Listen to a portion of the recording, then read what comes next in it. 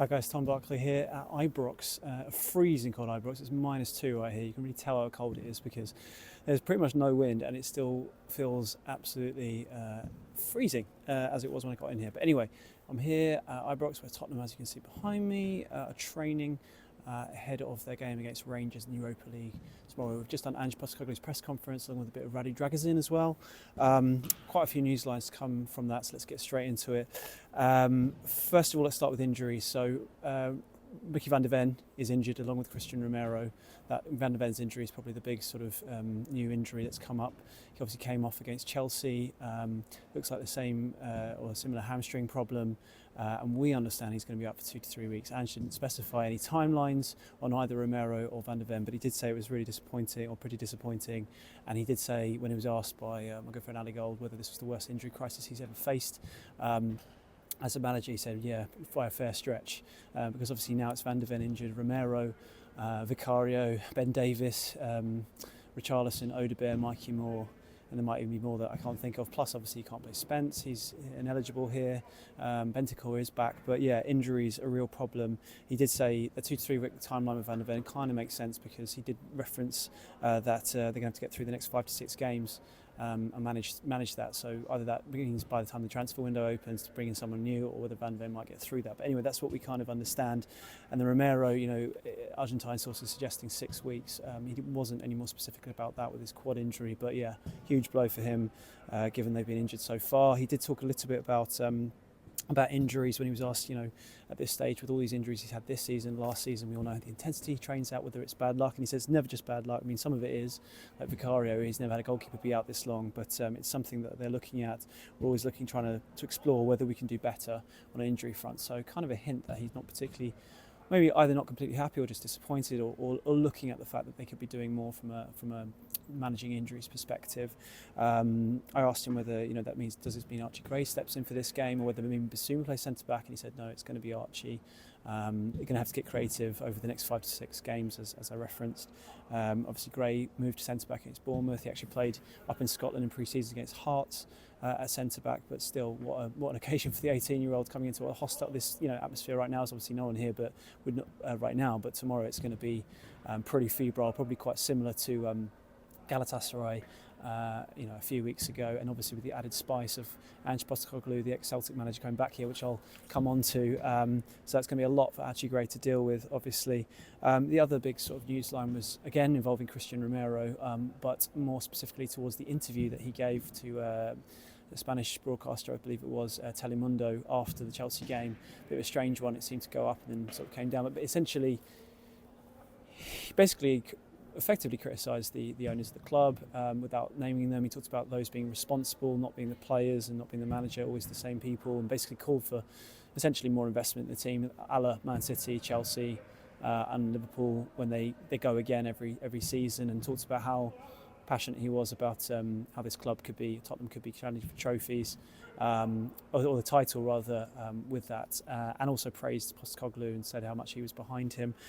Ange took it on pretty much head on, and there's quite a bit he talked about Romero's comments, to sort of,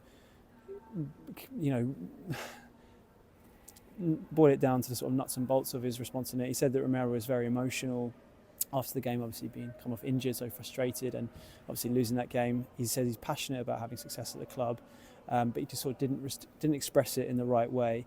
Ange said he personally never believes it's down to one person.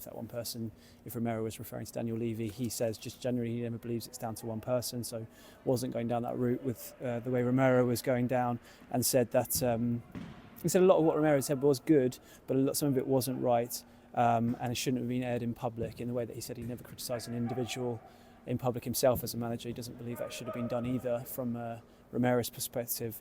I asked him actually specifically, will there be any repercussions for Romero? Because if you think about it, the only person we could think of, or player, who has criticised the ownership publicly was Danny Rose, actually in my paper, The Sun, with a fascinating interview with my great colleague Dave Kidd quite a few years ago, where Danny Rose effectively criticised the club for signing players. He was having to Google and kind of complaining about his salary compared to what other players at other clubs were on, and he was fined 2 weeks' wages. So it seemed fair cop to ask the question whether Romero had been any repercussions were coming.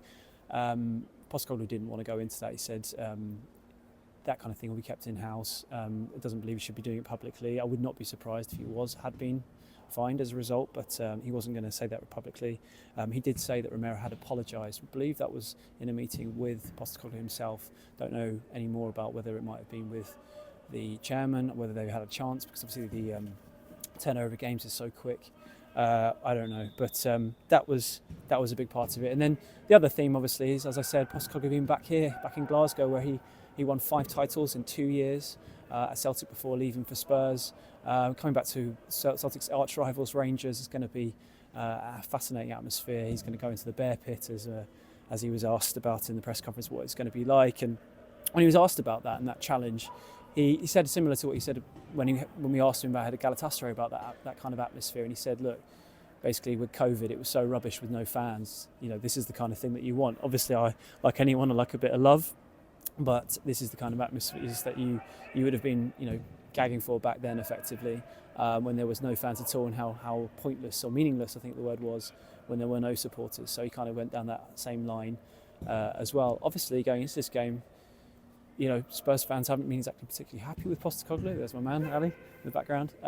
As we saw with the Bournemouth game, when afterwards he was criticised by, or had the obviously incident with the away fans. So I guess if this game doesn't go well for him, we could have some pretty raucous scenes, I suppose, from all sides of the ground. I don't know, but then again, this is the kind of team where we know that they can suddenly turn it on. And Rangers are a weaker side than Spurs on paper, at least. We did speak to James Tavernier, the Rangers captain, and their coach Philippe Clement earlier, who Clement was referencing a Club Brugge game he played in once against AC Milan after AC Milan had won the Champions League and had players like Maldini and Dida and Cafu and all these greats, but then Bruges went and won 1-0, and it's the kind of game there where players can become legends effectively of their club and you remember forever, and he was kind of urging his team to sort of follow that path with a victory against Spurs tomorrow. And it does seem like on a one-off game that could definitely be possible, particularly if the players get if the atmosphere gets to them like it felt like it did a bit at Galatasaray. Obviously Spurs come into this game for 4 games without a win in all competitions. I think only 1 win in 7 games, albeit that victory at Man City was the one victory which should not been overlooked. Probably Spurs' best result in Premier League history, or at least in recent years. And they are going through a really tough time through injuries, as we talked about from the top. So lots for Postecoglou to manage to get through. A win here would go a long way to securing their sort of safe passage to the automatics in this competition. And it does feel like the Europa League is suddenly becoming the crux of Tottenham's season, really. Still not far away from the top 4 in the Premier League, and things can change very quickly, as we know. But because of their inconsistency, which with this injury crisis I can't see letting up anytime soon, that is feeling more and more of a bit of an ambition, a bit of an unlikely ambition to be able to get into the top 4 in the Premier League, or top 5 if it is to get to the Champions League, whereas the Europa League could be their best route, not only to get in the Champions League, but let's be honest, Spurs fans, it's about winning a trophy. It might be about getting to the Champions League for some people, but it's about winning success. And I feel like this is definitely a competition with no teams coming in from the Champions League like it used to be at this stage in this competition later down the line.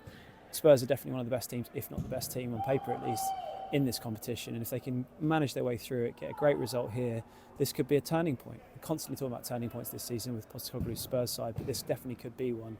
But they're going to be up against it with these injuries. You've been so looking at the team. You've got obviously forced to go in goal. Fullbacks wise, it probably has to be Porro and Udogie with Dragozin and Gray. I can't see anyone else because obviously Spence can't play, and due to the injury, due to ineligibility and all the other injuries they've got. I would imagine because Basuma is suspended for Southampton, it'll be Basuma and Bentancur, and then probably Maddison in midfield 3, and then Brennan Johnson obviously came off with illness against Chelsea, but Postecoglou did say that everyone who else, apart from Van de Ven and Romero, came through okay in that game. So you think he'd be in line. I think Werner will probably play, and then it's whether. But it depends. Maybe he'll go stronger. Maybe he'll go Son, Johnson, and Solanke. Probably one of those that might come in is perhaps potentially Werner. Anyway, I'm about to be kicked off here.